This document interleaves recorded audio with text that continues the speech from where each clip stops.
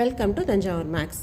இந்த வீடியோவில் நம்ம பார்க்க போகிறது 11th ஸ்டாண்டர்டில் ட்ரிக்னாமெட்ரி அப்படிங்கிற சாப்டரில் உள்ள cos of x plus y equal to cos x cos y minus sine x sine y இந்த ஃபார்முலாவோட ப்ரூஃப் தான் நம்ம பார்க்க போகிறோம். ஸோ ஒரு ப்ரூஃப் அப்படின்னு எடுத்துக்கிட்டிங்கன்னா நம்மளால் ஈஸியாக மார்க்ஸ் ஸ்கோர் பண்ண முடியும். ஒரு சம்மை டெரைவ் பண்ணி நம்ம ஆன்சர் போடுறத விட ஒரு ப்ரூஃபுக்கு நம்ம சால்வ் பண்ணுறது ரொம்ப ரொம்ப ஈஸியாக நம்மளால் மார்க்ஸ் ஸ்கோர் பண்ண முடியும். அதோட இந்த cos of x plus y அப்படிங்கிற இந்த ஃபார்முலாவோட ப்ரூஃப் உங்களுக்கு நல்லா தெரிஞ்சுது அப்படின்னு சொன்னால் இதை வச்சு தான் நம்ம அடுத்தடுத்து நிறைய ஃபார்முலாஸ் நமக்கு ப்ரூஃப் கொடுத்துருக்காங்க. ஸோ இதை நம்மளால் ப்ரூஃப் பண்ண முடிஞ்சால் மட்டும்தான் அதுக்கு அடுத்தடுத்து உள்ள ஃபார்முலாஸ்க்கு நம்மளால் ஈஸியாக டிரைவ் பண்ண முடியும். ஸோ இந்த வீடியோவை எங்கேயுமே ஸ்கிப் பண்ணாமல் லாஸ்ட் வரைக்கும் பாருங்கள். ரொம்ப ரொம்ப முக்கியமான ஒரு ப்ரூஃபு. ஸோ இந்த ப்ரூஃப் பார்க்குறதுக்கு முன்னாடி ஒரு சர்க்கிளில் ஏதாவது ஒரு பாயிண்ட் எடுத்துக்கிட்டு அதுக்கு எப்படி கோஆர்டினேட்ஸ் கண்டுபிடிக்கிறது அப்படின்னு சொல்லிட்டு நம்ம ஃபஸ்ட்டு பார்த்துடலாம். அதுக்கப்புறமா தான் இந்த ப்ரூஃப் நம்ம கண்டினியூ பண்ண போகிறோம். ஸோ ஃபஸ்ட்டு அதை பார்த்துடலாம். இப்போ நம்ம ஒரு யூனிட் சர்க்கிள் எடுத்துக்கிறோம். யூனிட் சர்க்கிள் அப்படிங்கிறது என்னென்னா அதோட ரேடியஸ் 1 சென்டிமீட்டராகவும் இருக்கலாம், 1 கிலோமீட்டராகவும் இருக்கலாம். அதாவது 1 அப்படிங்கிற யூனிட்டில் வரைகிற சர்க்கிளுக்கு பேர் தான் யூனிட் சர்க்கிள் அப்படின்னு சொல்லுவோம். ஸோ இப்போ ஒரு யூனிட் சர்க்கிள் வரைஞ்சிருக்கோம். அதில் x axis y axis mark பண்ணியிருக்கோம். இது பாசிட்டிவ் எக்ஸ் ஆக்சிஸ், இந்த சைடு இது நெகட்டிவ். இது பாசிட்டிவ் ஒய் ஆக்சிஸ், இது நெகட்டிவ் சைடு. ஸோ இதை ஃபஸ்ட்டு கம்ப்ளீட் பண்ணியிருக்கோம். இப்போ இதில் பி அப்படின்னு சொல்லி நான் ஒரு பாயிண்ட் எடுத்துக்கிறேன். இந்த ஓவையும் பியையும் ஜாயின் பண்ணுற லைன் ஓபி இருக்கு இல்லையா, அதுதான் என்னவாக இருக்கும்னா ரேடியஸாக இருக்கும். இது ஒரு யூனிட் சர்க்கிள் அப்படிங்கிறதுனால இந்த ரேடியஸோட வேல்யூ 1 யூனிட் அப்படின்னு வரப்போகுது. ஸோ நெக்ஸ்ட்டு இந்த சென்டரில் ஓங்கிற பாயிண்டில் நமக்கு ஒரு ஆங்கிள் ஃபார்ம் ஆகுது. அதை நான் தீட்டா அப்படின்னு சொல்லி எடுத்துக்கிறேன். நெக்ஸ்ட்டு இந்த பாயிண்ட் பிக்கு நம்ம இப்போ கோஆர்டினேட்ஸ் எழுதுகிறோம். இப்போ எக்ஸ் அண்ட் ஒய் அப்படின்னு சொல்லி எழுதுகிறோம். ஸோ எக்ஸுங்கிறது என்னென்னா ஓங்கிறது பாயிண்ட்லேருந்து இந்த பிங்கிற பாயிண்ட்டு எக்ஸ் ஆக்சிஸில் எவ்வளோ டிஸ்டன்ஸில் இருக்குது அப்படிங்கிறது தான் எக்ஸு. நெக்ஸ்ட்டு அதுவே இந்த ஒய் ஆக்சிஸில் எவ்வளோ டிஸ்டன்ஸில் இருக்குது அப்படிங்கிறது தான் ஒய் அப்படின்னு சொல்லுவோம். அப்போ இந்த பிங்கிற பாயிண்ட்டை கோஆர்டினேட்ஸை நம்ம எக்ஸு கமா ஒய் அப்படின்னு சொல்லி எழுதியிருக்கோம். நெக்ஸ்ட் என்ன பண்ணுறோன்னா இப்போ இந்த தீட்டா இருக்குது இல்லையா, இதை வச்சுட்டு நம்ம இதுக்கு காஸ் தீட்டா அண்டு சைன் தீட்டாவோட வேல்யூஸ் கண்டுபிடிக்கிறோம். ஸோ காஸ் தீட்டாவோட வேல்யூ என்ன வரும், அட்ஜசன்ட் சைடு பை ஹைபாட்னஸ் நமக்கு தெரியும். இங்கே இந்த தீட்டாவோட அட்ஜசன்ட் சைடு எக்ஸு. அப்போது எக்ஸு டிவைடட் பை ஹைபாட்னஸ் 1. அப்போ x by 1 equal to x. அப்போ நமக்கு ஃபைனலாக என்ன கிடைக்குதுன்னா x equal to cos theta அப்படின்னு சொல்லி கிடைக்குது. நெக்ஸ்ட் இப்போ இதுலேருந்து சைன் தீட்டா கண்டுபிடிக்கிறோம். ஸோ சைன் தீட்டாவுக்கு ஆப்போசிட் சைட் பை ஹைபாட்னஸ். அப்போ இங்கே opposite side y divide by 1 that is equal to y. அப்போது ஒய்யோட வேல்யூ சைன் தீட்டா அப்படின்னு சொல்லி கிடைக்குது. இப்போ இதுலேருந்து எக்ஸ் அண்ட் ஒய் வேல்யூஸை cos theta and sine theta அப்படின்னு சொல்லி எடுத்துக்கலாம். ஸோ இனிமேல் நம்ம எந்த யூனிட் சர்க்கிள் எடுத்தாலும் அதோட கோஆர்டினேட்ஸ் எழுதும் போது cos theta and sine theta அப்படிங்கிற ஃபார்மில் நம்மளால் எழுதிக்க முடியும். ஸோ இதை தான் நம்ம நெக்ஸ்ட்டு ப்ரூஃபுக்கு யூஸ் பண்ண போகிறோம் கோஆர்டினேட்ஸ் கண்டுபிடிக்கிறதுக்கு. வாங்க இப்போ ப்ரூஃப்குள்ளே போகலாம். இந்த ப்ரூஃபுக்கு ஃபஸ்ட்டு நான் ஒரு யூனிட் சர்க்கிள் வரைஞ்சிக்கிறேன். ஸோ ஃபஸ்ட்டு ஒரு யூனிட் சர்க்கிள் வரைஞ்சாச்சு. ஸோ இதோட சென்டர் பாயிண்ட்டை மார்க் பண்ணிக்கோங்க. இதோட சென்டர் பாயிண்ட்டை மார்க் பண்ணிவிட்டு x axis and y axis draw பண்ண போகிறோம். ஸோ ஃபஸ்ட்டு இப்போது இது எக்ஸோட பாசிட்டிவ் டைரக்ஷன், இது இதோட நெகட்டிவ் டைரக்ஷன் எக்ஸ் டேஷ். அதே போல் இது ஒய்யோட பாசிட்டிவ் டைரக்ஷன், இது ஒய்யோட நெகட்டிவ் டைரக்ஷன் ஒய் டேஷ். இது முடிச்சிட்டோம். நெக்ஸ்ட் என்ன பண்ண போகிறோம், இந்த லைனை பேஸ் பண்ணி இந்த எக்ஸ் ஆக்சிஸை பேஸ் பண்ணி 110 டிகிரி அப்படின்னு சொல்லி ஒன்று மார்க் பண்ண போகிறோம். ஒரு ஆங்கிள் மார்க் பண்ண போகிறோம். இப்போது 110 டிகிரி நான் மார்க் பண்ணிக்கிறேன். இங்கே இதை மார்க் பண்ணிவிட்டு இப்போ இந்த சென்டர் பாயிண்ட்டோட இதை நான் ஜாயின் பண்ணிக்கிறேன். இதை ஜாயின் பண்ணியாச்சு. இது இந்த சர்க்கிளில் டச் ஆகுது இல்லையா, இந்த பாயிண்ட்டை நான் P1 அப்படின்னு சொல்லி மார்க் பண்ணிக்கிறேன். இதோட ஆங்கிள் 110 டிகிரி எடுத்திருக்கோம். இந்த 110 டிகிரிக்கு ஒரு பாயிண்ட்டு மார்க் பண்ணிவிட்டு அது இந்த சென்டர் பாயிண்ட், இதை வந்து சென்டர் பாயிண்ட்டை நம்ம வந்து ஓ அப்படின்னு சொல்லி மார்க் பண்ணிக்கலாம். இதோட ஜாயின் பண்ணியாச்சு. நெக்ஸ்ட் இப்போ என்ன பண்ண போகிறேன் அப்படின்னா, இப்போ நம்ம வரைஞ்சிருக்கோம் இல்லையா இந்த OP1 அப்படிங்கிற லைன், அந்த லைனை வந்து நான் வந்து எடுத்துக்கிட்டு அந்த லைன்லேருந்து அனதர் ஒரு 110 டிகிரி நான் வந்து மார்க் பண்ணிக்கிறேன். இங்கே வருது. இப்போ இந்த 110ஐயும் நான் வந்து இந்த ஓலேருந்து இந்த பாயிண்ட்டை ஜாயின் பண்ணிக்கிறேன். இப்போ ஜாயின் பண்ணால் இந்த சர்க்கிளில் இதை மீட் பண்ணுது இல்லையா, இந்த பாயிண்ட்டை நான் வந்து P2 அப்படின்னு சொல்லி மார்க் பண்ணிக்கிறேன். நெக்ஸ்ட் என்ன பண்ண போகிறோம் அப்படின்னா, நெகட்டிவ் சைடில் ஒரு லைன் வந்து நம்ம ட்ரா பண்ண போகிறோம். இப்போது நெகட்டிவ் சைடு அப்படின்னா இந்த இதை தான் நம்ம வந்து நெகட்டிவ் சைடுன்னு சொல்லுவோம். ஸோ இந்த நெகட்டிவ் சைட்லேருந்து திரும்ப நம்ம வந்து ஒரு 110 டிகிரி, அகைன் சேம் திங் தான். 110 அப்படின்னா இங்கே வருது இல்லையா, இந்த 110க்கு நம்ம வந்து நெகட்டிவ் சைடில் மார்க் பண்ணியிருக்கோம். மார்க் பண்ணிவிட்டு இந்த ஓங்கிற பாயிண்ட்டையும் இதையும் நம்ம ஜாயின் பண்ணுறோம். இது இங்கே ஜாயிண்ட் ஆகிற இடத்த தான் நம்ம வந்து P3 அப்படின்னு சொல்லி மார்க் பண்ணிக்கிறோம்.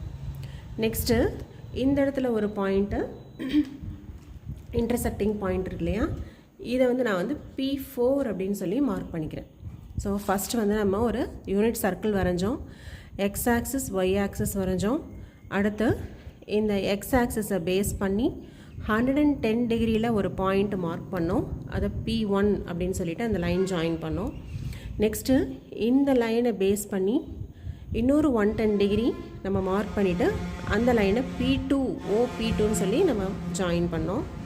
அடுத்து என்ன பண்ணியிருக்கோன்னா, இந்த எக்ஸ் ஆக்சிஸையே பேஸ் பண்ணி ஆனால் நெகட்டிவ் சைடில் இந்த OP3 திரும்பவும் நம்ம என்ன எடுத்துருக்கோன்னா 110 டிகிரிக்கு தான் எடுத்து இந்த OP3ங்கிற லைனை வந்து நம்ம ட்ரா பண்ணியிருக்கோம். இப்போ நெக்ஸ்ட் என்ன பண்ண போகிறோன்னா, இந்த P1 P2 P3 P4 இது எல்லாத்துக்கும் நம்ம வந்து இப்போ கோஆர்டினேட்ஸ் எழுத போகிறோம். ஸோ எப்படி இந்த கோஆர்டினேட்ஸ் எழுதலாம் அப்படின்னு சொன்னால், ஃபஸ்ட்டு வந்து இப்போ P4 அப்படிங்கிற பாயிண்ட்டை எக்ஸ் ஆக்சிஸில் என்ன இருக்குது, ஒய் ஆக்சிஸில் எப்படி இருக்குது அப்படின்னு எழுதுகிறோம். ஸோ எக்ஸ் ஆக்சிஸ்லேருந்து எவ்வளோ டிஸ்டன்ஸில் இருக்குது, இந்த ஓலேருந்து P4க்கு உள்ள டிஸ்டன்ஸ், இது வந்து ஒரு யூனிட் சர்க்கிள். அப்போ இதோட டிஸ்டன்ஸ் வந்து 1, அப்போ அதோட எக்ஸ் கோஆர்டினேட் வந்து 1. ஒய் கோஆர்டினேட் வந்து ஒய் ஆக்சிஸில் இது 0ங்கிற பாயிண்ட்டுக்கு நேராக தானே இருக்குது, அதனால் இது வந்து நம்ம 1,0ன்னு சொல்லி இதோட கோஆர்டினேட்ஸ் மார்க் பண்ணிக்கிறோம். நெக்ஸ்ட்டு இந்த P1 அப்படிங்கிற பாயிண்ட்டுக்கு கோஆர்டினேட்ஸ் ஃபஸ்ட்டு எழுதணும். அதுக்கு முன்னாடி சில ஆங்கிள்ஸ் நம்ம மார்க் பண்ணுறோம். ஸோ ஃபஸ்ட்டு என்ன ஆங்கிள் அப்படின்னு பார்த்தீங்கன்னா, நம்ம ஃபஸ்ட்டு வரைஞ்சோம் இல்லையா, இந்த P1 வரைக்கும் உள்ள ஆங்கிளை வந்து நம்ம எக்ஸ் அப்படின்னு சொல்லி எடுத்துக்கிறோம். நெக்ஸ்ட்டு இந்த P1லேருந்து P2 இருக்கு இல்லையா, இதை வந்து நம்ம என்ன மார்க் பண்ணுறோன்னா ஆங்கிள் Y அப்படின்னு சொல்லி மார்க் பண்ணிக்கிறோம். நெக்ஸ்ட்டு இந்த சைடு ஒரு ஆங்கிள் ஃபார்ம் ஆகுது இல்லை, இந்த P4 OP3ங்கிற ஆங்கிள், இது வந்து ஆல்ரெடி நெகட்டிவ் சைடில் இருக்குது, இதுவும் 110 டிகிரி தான். அதனால் இதை வந்து நான் வந்து என்னென்னு மார்க் பண்ணுறேன் அப்படின்னா -y அப்படின்னு சொல்லி மார்க் பண்ணிடுறேன். ஸோ நெக்ஸ்ட்டு இப்போ நம்ம P1க்கு கோஆர்டினேட்ஸ் எழுத போகிறோம். ஸோ P1ஓட கோஆர்டினேட் என்னென்னு பார்த்தீங்கன்னா, இங்கே அது ஃபார்ம் ஆகிற ஆங்கிள் வந்து எக்ஸு. இதுக்கு தான் நம்ம வந்து இந்த வீடியோவோட ஃபஸ்ட்லேயே ஒரு கோஆர்டினேட்ஸ் கண்டுபிடிக்கிற மெத்தட் சொல்லி கொடுத்தோம் இல்லையா. ஸோ இப்போ நம்ம வந்து அதை ரெஃபர் பண்ணலாம். சென்டரில் ஃபார்ம் ஆகிற ஆங்கிள் வந்து தீட்டாவாக இருந்ததுன்னா கோஆர்டினேட்ஸ் வந்து காஸ் தீட்டா சைன் தீட்டான்னு சொல்லி எழுதியிருக்கோம். ஸோ இதே தான் யூஸ் பண்ணி இப்போ கோஆர்டினேட் எழுத போகிறோம். இங்கே நமக்கு இந்த இடத்துல ஃபார்ம் ஆகிற ஆங்கிள் வந்து எக்ஸு. அப்போ P1ஓட கோஆர்டினேட்ஸ் வந்து காஸ் எக்ஸ் சைன் எக்ஸ், இதுதான் P1ஓட கோஆர்டினேட்ஸ். அடுத்தது P2க்கு நம்ம எழுதணும். P2ஓட கோஆர்டினேட் எப்படின்னா, இந்த ஓலேருந்து இது எவ்வளோ ஆங்கிள் வருது அப்படிங்கிறத எழுதணும். இது ஆல்ரெடி இங்கே ஒரு எக்ஸ் இருக்குது, இங்கே ஒரு ஒய் இருக்குது. அப்போ இது எல்லாத்தையும் சேர்த்தா வந்து எக்ஸ் ப்ளஸ் ஒய். அப்போ P2ஓட கோஆர்டினேட்ஸ் எழுதும்போது காஸ் தீட்டா அப்படின்னா cos of x plus y sine of x plus y. இது எழுதி முடிச்சிட்டோம். நெக்ஸ்ட்டு P3க்கு கோஆர்டினேட் எழுதணும். P3 இங்கே இந்த எக்ஸ் ஆக்சிஸோட ஃபார்ம் பண்ணுற ஆங்கிள் வந்து என்னென்னா -y. அப்போ P3யோட கோஆர்டினேட்ஸ் வந்து என்னென்ன வரும்னா cos of -y sine of -y. So இப்படி நம்ம P1 P2 P3 P4 இந்த 4 பாயிண்ட்ஸுக்குமே இப்போ நம்ம வந்து கோஆர்டினேட்ஸ் முடிச்சிட்டோம். ஸோ நெக்ஸ்ட்டு என்னென்ன ஆங்கிள்ஸ் இருக்குதுன்னு சொல்லி ஃபஸ்ட்டு எழுதிக்கலாம். ஸோ ஃபஸ்ட்டு என்ன ஆங்கிள் இருக்குது? ஃபஸ்ட்டு ஆங்கிள் வந்து எக்ஸு. எக்ஸுங்கிற ஆங்கிள் எதில் வரும்னு சொன்னால் P4OP1. Angle P4OP1 is equal to x. Next x plus ஒய்ங்கிறது எந்த ஆங்கிள்னு பார்த்தீங்கன்னா P4OP2. ஆங்கிள் P4OP2 அப்படிங்கிற ஆங்கிள் வந்து எதுக்கு வரும்னா x plus y. Okay. Next minus ஒய்ங்கிற ஆங்கிள் எதுக்கு வருதுன்னா P4OP3. This is P4OP3. இது வந்து எந்த ஆங்கிள் அப்படின்னு சொன்னால் மைனஸ் ஒய் அப்படிங்கிற ஆங்கிள். ஸோ இதுதான் வந்து நம்ம இங்கே கொடுத்துருக்கிற 3 ஆங்கிள்ஸு. இப்போது இதில் வந்து சில லைன்ஸை நம்ம இப்போ ஜாயின் பண்ண போகிறோம். எது எதுன்னு பார்க்கலாம். ஃபஸ்ட்டு இந்த P1 அப்படிங்கிற பாயிண்ட்டையும் P3ங்கிற பாயிண்ட்டையும் ஜாயின் பண்ணுங்கள். ஸோ இது ரெண்டையும் ஜாயின் பண்ணிட்டோம். நெக்ஸ்ட்டு P2ங்கிற பாயிண்ட்டையும் P4ங்கிற பாயிண்ட்டையும் ஜாயின் பண்ணுங்கள்.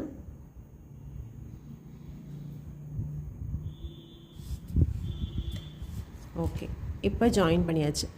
ஜாயின் பண்ணோம்னா இந்த இடத்துல நமக்கு வந்து ஒரு 2 ட்ரையாங்கிள்ஸ் கிடைக்குது பாருங்கள். இந்த மாதிரி 2 ட்ரையாங்கிள்ஸ் கிடைக்குது. அதாவது P1OP3 அப்படின்னு ஒரு ட்ரையாங்கிள் கிடைக்குது. அதே போல் P2OP4 அப்படின்னு சொல்லி 2 ட்ரையாங்கிள்ஸ் கிடைக்குது. இந்த 2 ட்ரையாங்கிளை கம்பேர் பண்ணி தான் இப்போ நம்ம ப்ரூஃப் டெரைவ் பண்ண போகிறோம். இந்த 2 ட்ரையாங்கிளை மட்டும் நான் எடுத்து தனியாக வரைஞ்சிருக்கேன். இந்த 2 ட்ரையாங்கிள்ஸ் மட்டும் நம்ம தனியாக வரைஞ்சிருக்கோம். ஓங்கிற பாயிண்ட் ரெண்டுத்துக்குமே சென்டர் பாயிண்ட்டு இது இருக்குது. ஒரு இதில் P1 P3, இன்னொரு ட்ரையாங்கிளில் P2 P4. So P1 P3 P2 P4 வரைஞ்சாச்சு. இப்போ பார்த்தீங்கன்னா இந்த OP1 அப்படிங்கிற லைன் வந்து என்னது? ரேடியஸ். அதே போல் OP3ங்கிற லைனும் என்னென்னா ரேடியஸ் தான். ரேடியஸ்னால் ரெண்டுமே ஈக்குவல் லெங்க்த்தில் தான் இருக்கும். அப்போ இந்த 2 சைட்ஸும் வந்து ஈக்குவல். நெக்ஸ்ட்டு அதே போல் இந்த ட்ரையாங்கிள் எடுத்துக்கிட்டிங்கன்னா OP2 அப்படிங்கிறது ஒரு ரேடியஸு, OP4 அப்படிங்கிறது வந்து ஒரு ரேடியஸ். அப்போ ரெண்டுமே வந்து ரேடியஸ் ரெண்டுமே வந்து ஈக்குவலாக தான் இருக்க போகுது. ஸோ இந்த 2 சைட்ஸும் ஈக்குவல். நம்ம இப்போ எதை கம்பேர் பண்ண போகிறோன்னா P1 P3 அப்படிங்கிற சைடையும் P2 P4 அப்படிங்கிற சைடு மட்டும்தான் நம்ம இப்போ லெங்க்த்து கண்டுபிடிக்கணும். இது ரெண்டும் வந்து ரேடியஸு, இது யூனிட் சர்க்கிள். அதனால் இதை வந்து 1ன்னு நம்ம வச்சுக்கலாம். இதுவும் 1 1 1 1. ஆனால் இதோட லெங்க்த் வந்து எவ்வளோன்னு நமக்கு தெரியாது. அதே போல் இதோட லெங்க்த்தும் எவ்வளோன்னு தெரியாது. அதாவது லெங்க்த் அப்படின்னு நம்ம சொல்கிறத வந்து டிஸ்டன்ஸ்னு சொல்லலாம். P1லேருந்து P3 வந்து எவ்வளோ டிஸ்டன்ஸில் இருக்குது, P2லேருந்து P4 வந்து எவ்வளோ டிஸ்டன்ஸில் இருக்குது அப்படின்னு சொல்லி தான் நம்ம இப்போ கண்டுபிடிக்க போகிறோம். நெக்ஸ்ட்டு இந்த சென்டரில் இங்கே ஃபார்ம் ஆகுது இல்லையா ஓவில், இந்த ஆங்கிளுமே ரெண்டுத்துக்கும் ஈக்குவல். எப்படின்னு பார்த்தீங்கன்னா இதுதான் இங்கே உள்ள ஆங்கிள். ஸோ ஒய்யும் இந்த இடத்துல ஒரு சம் ஆங்கிள் வந்து ஃபார்ம் ஆகுது, இந்த ஆங்கிளும். அதே போல் நமக்கு வந்து இந்த இடத்துல ஃபார்ம் ஆகுது இல்லையா. ஸோ இதுவும் பார்த்திங்கன்னா இதுவும் வந்து மெஷர்மெண்ட் வந்து ஒய் தான். இது ஒய்ஏ, இதோட மெஷர்மெண்ட் வந்து -y. அது கூட இங்கே சம் ஆங்கிள் வந்து சேர்ந்துருக்குது. அப்போ இங்கே ஒய்யும் ப்ளஸ் சம் ஆங்கிள், இங்கேயும் வந்து -y ப்ளஸ் அதே மெஷர்மெண்ட்டுக்குள்ளே சம் ஆங்கிள். அப்படிங்கும்போது 2 ஆங்கிளுமே வந்து ஈக்குவல் தான். அப்போ இந்த 2 ஆங்கிளும் ஈக்குவல், இந்த 2 சைட்ஸும் ஈக்குவல். அப்படின்னா இந்த 2 ட்ரையாங்கிள்ஸையும் நம்ம வந்து காங்க்ருவெண்ட் அப்படின்னு சொல்லலாம். ஸோ இதுதான் நமக்கு வந்து இங்கே யூஸ் பண்ணிக்கிற ரிசல்ட்டு. அப்போ இந்த 2 ட்ரையாங்கிள்ஸும் காங்க்ருவெண்ட்டாக இருந்தது அப்படின்னு சொன்னால் கண்டிப்பாக இந்த P1 P3ங்கிற லெங்க்த்தும் P2 P4ங்கிற லெங்க்த்தும் எப்படி தான் இருக்கும்னா ஈக்குவலாக தான் இருக்கும். இதை யூஸ் பண்ணி தான் நம்ம இப்போ இதை சால்வ் பண்ண போகிறோம். இப்போ நெக்ஸ்ட்டு நம்ம கண்டுபிடிக்க வேண்டியது P1லேருந்து P3க்கு உள்ள டிஸ்டன்ஸும் P2லேருந்து P4க்கு உள்ள டிஸ்டன்ஸும் தான் நம்ம கண்டுபிடிக்கணும். இதுக்கு நம்ம வந்து 10th ஸ்டாண்டர்டில் படித்த டிஸ்டன்ஸ் ஃபார்முலா யூஸ் பண்ணுறோம். ஸோ இது வரைக்கும் உள்ள டயக்ராம் வந்து உங்களுக்கு நான் கொடுத்துருக்கேன். இதை நீங்கள் பார்த்து வேணால் நீங்கள் இதோட ப்ரூஃப் வந்து நீங்கள் பார்த்து எழுதுறதுனா நோட்டில் எழுதி வச்சுக்கோங்க. ஸோ இது வந்து அவங்க கொடுத்துருக்கிற டயக்ராம். நம்ம இப்போ வேறு இதில் போட்டு காமிச்சோம், இதை நான் வந்து ஃபேர் ஒர்க் பண்ணியிருக்கேன். இதோட ப்ரூஃப் வந்து கீழே இருக்குது.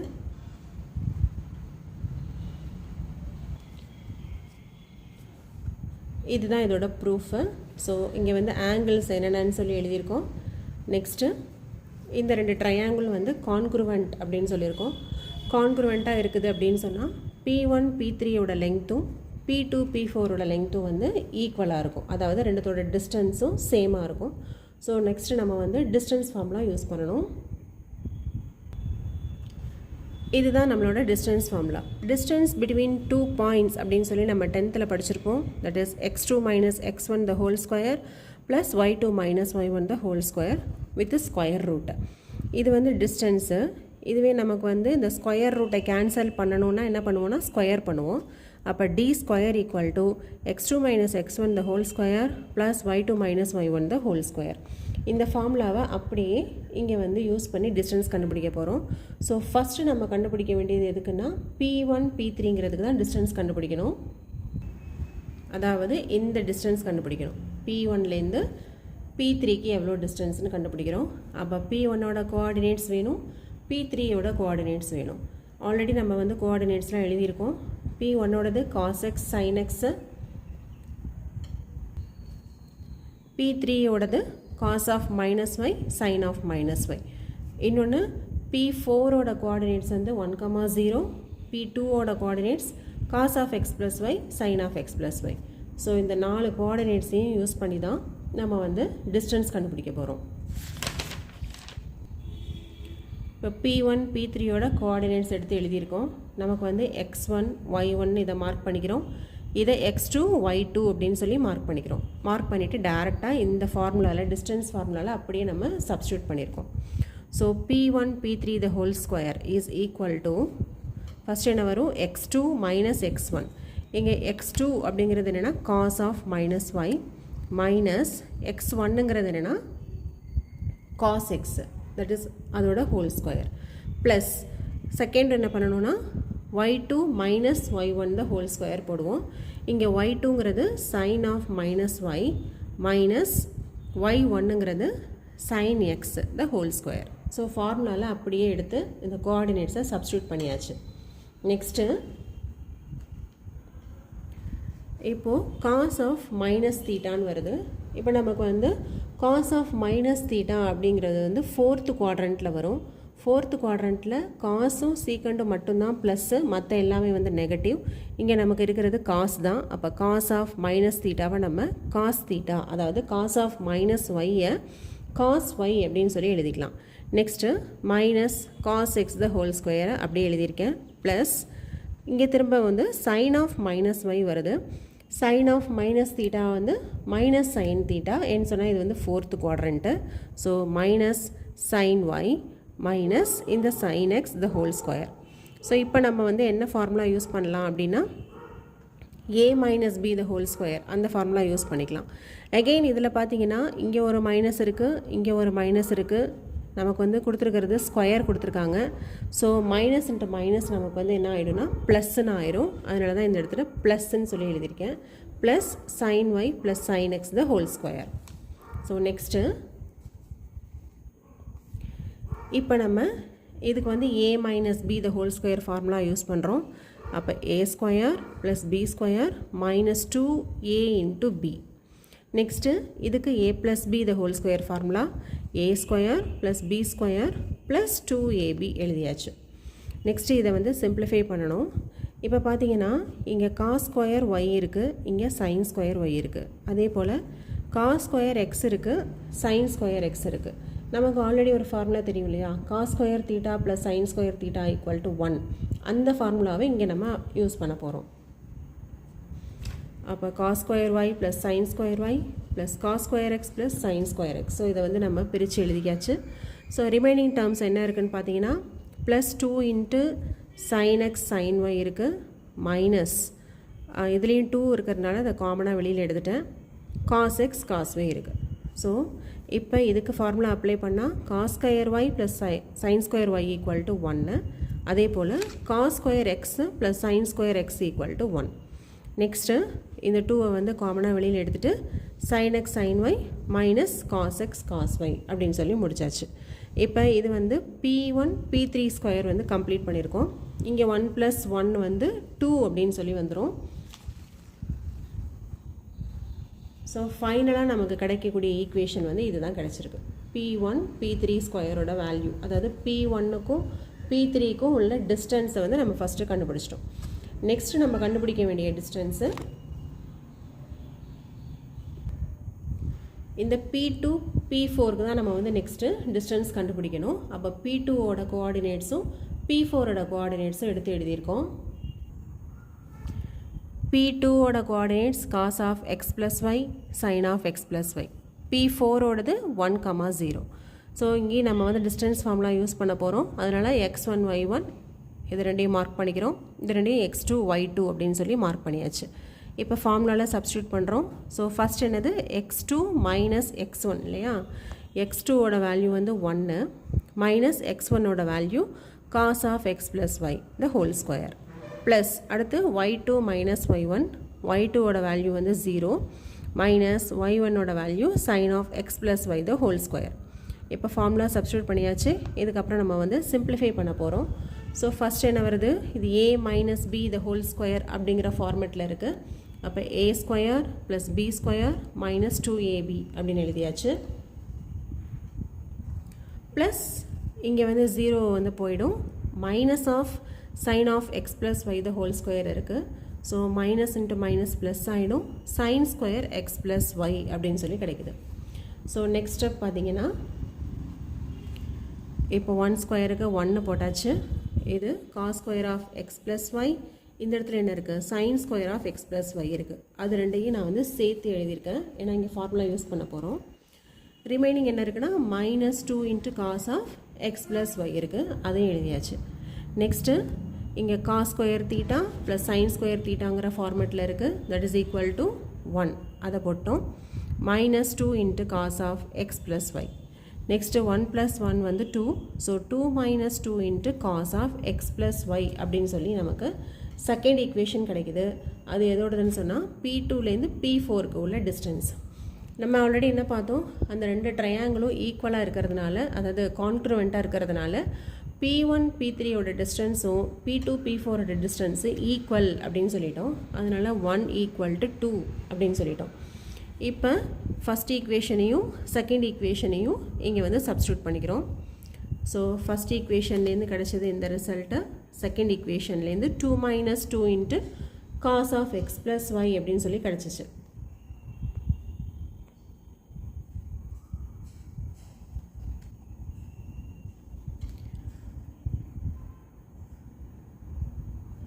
இப்போது இங்கேயும் ப்ளஸ் 2 இருக்குது. ஈக்குவல்டு இந்த பக்கமும் ப்ளஸ் 2 இருக்குது. ஸோ ரெண்டுத்தையும் நம்மளால் கேன்சல் பண்ணிக்க முடியும். மீதி உள்ளதை எழுதுகிறோம். So 2 into sine x sine y minus cos x into cos y. Right சைடில் என்ன இருக்குன்னா minus 2 into cos of x plus ஒய்னு இருக்குது. அகெயின் நம்ம என்ன பண்ணுறோம்? ஈக்குவல்டுக்கு ரெண்டு சைடும் வந்து 2 இருக்குது. ஸோ அதையும் நம்ம வந்து கேன்சல் பண்ணிவிட்டு இங்கே உள்ள இந்த மைனஸ் டேர்மை வந்து லெஃப்ட் சைட் கொண்டு வந்து எழுதிக்கிறோம். ஸோ இது மாதிரி நம்ம வந்து மாற்றி எழுதலாம். இதனால் வந்து நமக்கு எந்த பிரச்சனையும் இல்லை. அதே தான் நமக்கு வேல்யூ கிடைக்கும். இப்போ இந்த மைனஸ் கிடச்சிருச்சு இல்லையா? இதை நான் உள்ளே மல்டிப்ளை பண்ணியிருக்கேன். So minus of sine x sine y, இங்கே minus into minus plus cos x cos y equal to cos of x plus y. So நமக்கு வந்து நம்மளோட ஃபார்முலா கிடச்சிருச்சு. அதாவது cos of x plus y equal to cos x cos y minus sine x sine y அப்படின்னு சொல்லி கிடச்சிருச்சு.